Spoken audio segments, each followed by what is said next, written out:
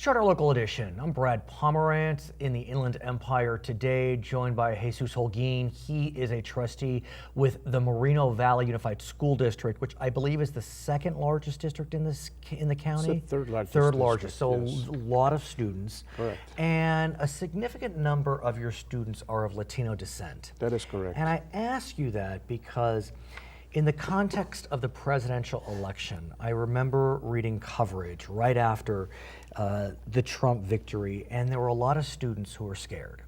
I read one fifth grade student from USD, a Latina herself, said to her teacher, "People really don't like us." You know, from the mouths of babes. I don't know if we want to interpret that from the election, but she's demonstrating a fear. Yeah, there is a fear. And of course, many students, and I'm sure you will hear a lot of those comments, and right after the election, because of all the comments that were made before the election, and then the result is this fear that, so now things are going to change, and I am at risk, and what is going to happen to me? Right. I'm going to be deported, I'm going to be, whatever, treated badly. And here are the fears that I'm hearing. Yes. From friends of mine who either are teachers themselves, principals, my daughters, for example, who are school age. The students are either afraid because they're undocumented, Correct. or because their mother, their father, their grandmother, their grandfather, their aunt, their uncle, their cousins, they're undocumented. Correct. And so it really is causing a tremendous anxiety. I mean, we're hearing reports of despondency, suicidal ideation is being mentioned. These students are really nervous. It's a very difficult time for the students. But one of the things that I was mentioning to you earlier was that the school district, for example, in Moreno Valley Unified School District, over time, we have put in place a lot of policies, rules, regulations that assure the safety of the students while in school. And of course, that translates into motivating the parents to maintain the safety of the students at all times. Right. And when this election, the result was known, the first thing that we needed to do is assure people that our schools are safe. But what does that mean, that your schools are safe? Because, look, there are federal authorities, Right. immigration authorities, that are within their legal rights, presumably, to deport those that are not here legally. Well, we still don't know what the legal actions are going to be taking place, because the president is not there yet. President-elect is not placed yet. So what is going to happen? We still yet to find out exactly what the actions are going to be. Let's take him at his word. His words have been clear, although there's been some shifting at various Correct. points. Exactly. But he's talked about deporting everyone who's here illegally. He's talked about deporting those that are criminals. I'm not sure how we define criminals. Exactly, and that's one thing that we need to understand and learn. What exactly does that mean? Because we have families that there are no criminals in our families. I'm presuming that. But look, I mean, President Obama, outgoing president, his position was, if you are convicted of a serious crime, we will deport you. Many called him the deporter in chief. I mean, he deported 4 million, I think it was, during his term, a huge number. I mean, I've heard stories of, someone writing a bad check and immigration finds out and they're gone. I mean, a mother could have done that in her youth on a lark. And so if you look at it from that standpoint, so things are not going to change, because if that has been the rule in the past, the rule continues being the same way. But it hasn't though, because President Obama really hasn't focused on deporting the bad check writers. He's been focusing on the Correct. murderers and the rapists and the drug dealers. And I don't think that Mr. Trump is going to go after every single person right at once. I mean, this is going to take a long time to implement, if he implements everything that he said in his campaign. I mean, deporting 11 million people, you need a lot of people, you need a lot of work, you need a lot of time to do all those kinds of things.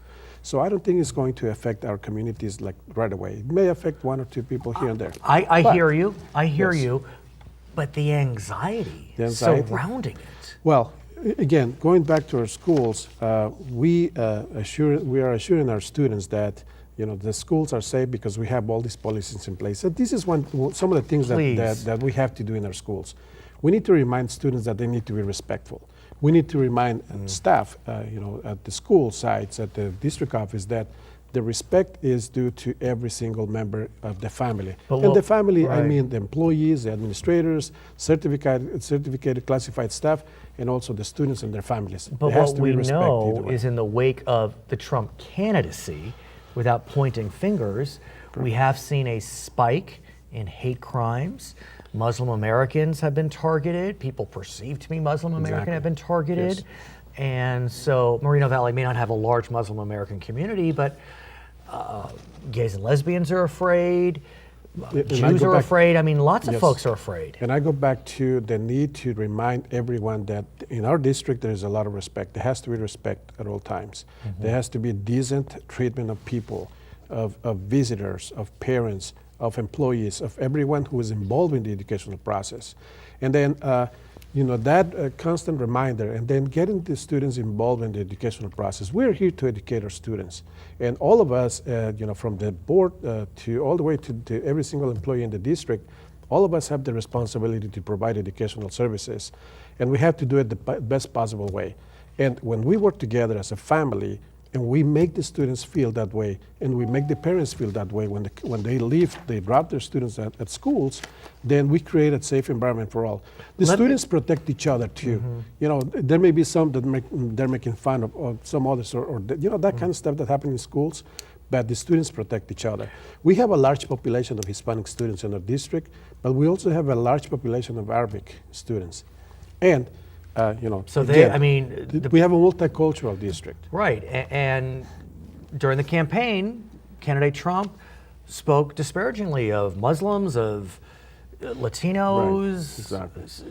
So some have taken his statements as license to repeat incendiary comments. Well, and again, I don't think, and this is just my personal opinion, that whatever he's going to do is not going to be an overnight action. He's going to start his presidency in January. And then between now and then, we have a lot to learn. And then after that, we're going to see what actions he starts taking. Starting to prepare for the possibilities. I mean, what if he staffs up the Immigration Service and wants to go to the Moreno Valley School District office and pull records? Will you, meaning the immigration officials, will you provide those records? Well, we're going to have to learn exactly what the rules are, what the protection is, but we're going to do as much as we can to protect our students. So we're not going to just, give out documents or anything. The privacy of the students is a top priority, not only in the district, but, statewide and at the national level. What about you had been president of the California School Boards Association? Yes, sir. Is the CSBA looking into this? Because obviously their guidance, I'm sure, would be quite invaluable. Yeah, but because of the different districts and different policies, CSBA doesn't want to set a whole policy for the entire state of California. But what about as a resource? No, oh, there's going to be a lot of information at CSBA that, for example, what other districts are doing, what kind of actions are being taken, sharing practices and sharing information. I think that's going to be available for all districts that we can tap into. So what are you saying to the mothers and fathers and students today? I say at this time we need to concentrate on continuing providing educational services to our students. The students need to be safe. The students need to feel safe, need to have that in mind so that they can continue learning in a best possible positive manner. His name is Jesus Holguin. He is a trustee with the Moreno Valley Unified School Board. My name is Brad Pomerance. We thank you so much for joining us from the Inland Empire on Charter Local Edition.